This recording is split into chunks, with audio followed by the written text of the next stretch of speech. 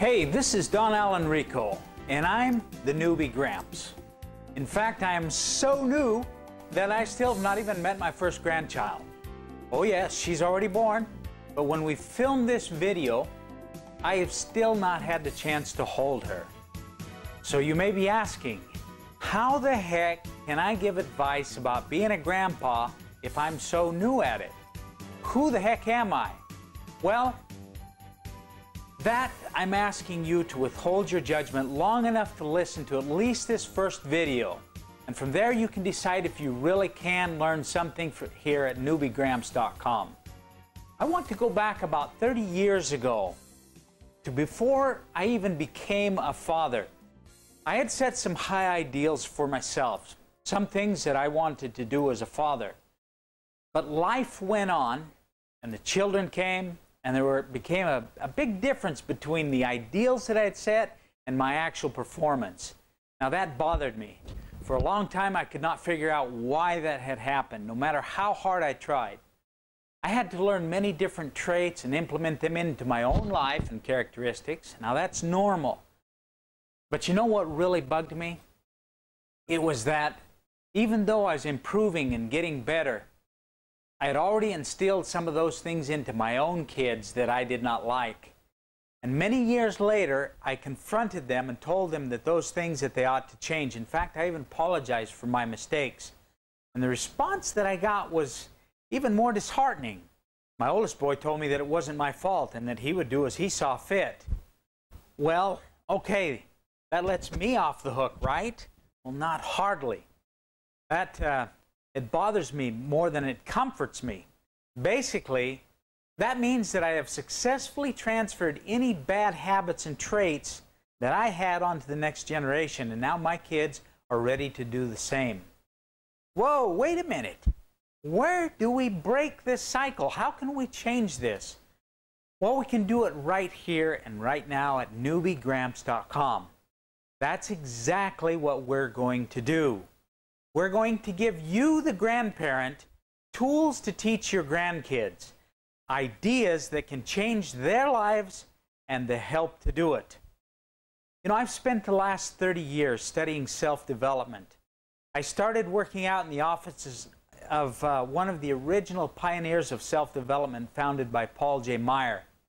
There, about 25 years ago, I was inspired with a new concept that changed my life. You know, and I've kept it pretty well concealed from the world until now. I want to share that with you. I want you as a grandparent to have the ability to positively influence the life and the generation that follows your kids. Do you ever feel like you could have done a better job if you were given a second chance? Me too. But that time is gone, and you can only work with what you have now. There is so much to do and so little time left to do it. Why do you think I'm trying to get a head start on becoming a great grandpa? No, not a great grandpa, but a great grandpa. I'm going to call this story that I want to share a little story with you, and I'm going to call it The Walking Dead. And I hope that you're not one of the Walking Dead. Now, please don't misunderstand the story and later send me hate mail.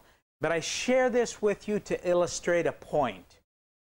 I live in Spain. We moved here just after the Olympics in Barcelona in '92. And the major reason was because my wife is from here. And after 12 years of living in the States, we thought it would be good to give our kids the opportunity to experience the culture of their mother, and it would help them learn another language or two. The original idea was to spend 2 or 3 years here. Well, now that's 19 years ago. No complaints. I think, though, that the biggest thing that has influenced our decision to stay here is my wife's father. He was widowed when his wife died of cancer back in 1980. And I believe that he died right along with her. Oh yes, he's still here, but he is one of the walking dead. What do I mean by that? He's living, but he's not alive. He retired early due to a medical condition. He smoked heavily until about 1993 when the doctors told him to quit or die. And now he's on oxygen 24/7. I know that there are circumstances in life that make it difficult, but that is still no reason to give up and wait for your turn to move on to the next phase. He is 81 years old. He retired at age 55 shortly after he was widowed. That means he's been retired and on pension for 26 years. He was only married for 20 years when his wife passed away. And if you can consider that his work life had only lasted 30 years, you know, he's almost been as much time being idle, been off the job that long. And along the way, he chose to be embittered by life and not embittered. That embitterment has made life very difficult for those around him. Many times he gets upset at his grandkids. He gets upset that they don't remember him and don't call him as often as he would like, and then don't visit him. But what he doesn't realize is that his attitude toward them created that distance when they were young. One of my daughters has tender feelings, and she's that sort of person that she really makes an effort, you know, to be in touch with him and come visit him. Even though she lives in the States, she'll come over. And it's hard for her to want to continue on many times, just simply because of his attitude. Now, please don't get me wrong. He's not a mean person. His frustration comes from being alone.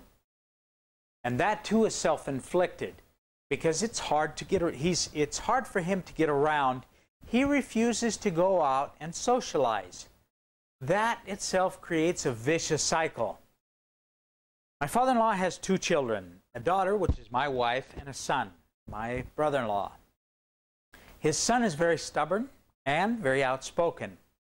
Many times they get in arguments for argument's sake. And I really think sometimes that my father-in-law picks a fight just to get his blood circulating. My wife is the one that wants to avoid all of that. And many times she doesn't even want to go to avoid the conflict. Now, I tell all of you this not to rant or complain or expose family secrets. I do it so that together we can learn from the experience. And I think it is, you know, it's hopeless to change my father-in-law. He's not going to change. He has no desire to change, and ultimately, that is where change begins. It begins from within the individuals. And we are going to talk about a lot about that here on NewbieGramps. Now, I'm an observer. I will sit quietly and watch people. I will watch arguments that occur when we go to visit my father-in-law. I observe reactions and results. Now, my kids are 12 to 17 years older than my brother-in-law's kids. And so now I observe the relationship that he has with my brother-in-law's kids and my father-in-law. He's impatient, he's demanding, and oftentimes reprimanding. The 2 boys, they're 12 and 6, they no longer like going to visit Grandpa. They always get in trouble, and so they don't like going to visit him. And that outcome was self-inflicted, and he doesn't even realize it. Yes, the story is sad, and there is so much more to it. I hope that you can understand why I share it with you, not for sympathy or advice, but to use it as reference, to learn from someone else's mistakes. I know that some of you are going to say, why the heck didn't you get this information to me years ago when I could have used it? I want you to remember the story of the Walking Dead. It's not too late. Even if you think it's too late for you, you can influence a new generation that will be living, acting, and doing and making a difference in the future.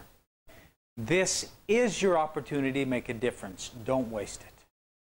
So, what can we learn today from this little story? Okay, if you allow others circumstances and outside events or whatever to dictate your attitude, actions, behavior, you will always be unhappy at the outcome.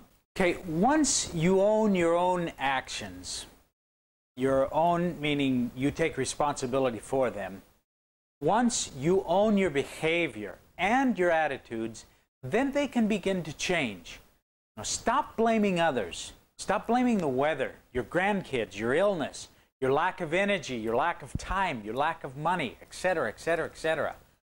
Own your actions, own your behaviors, own your attitudes, and we will look at ways to change them right here each week. Remember, if you want to have an impacting influence over your grandkids, you must have them as your ally and not your enemy. That is what your kids are for. Don't try to raise your grandkids like you raised your own kids. That is why the saying goes that grandparents and grandchildren are perfect allies because they have a common enemy. The common enemy is a great way to build a superb alliance. Use that factor to your benefit. We will talk more about this in a later video, and I hope that this will be useful for you.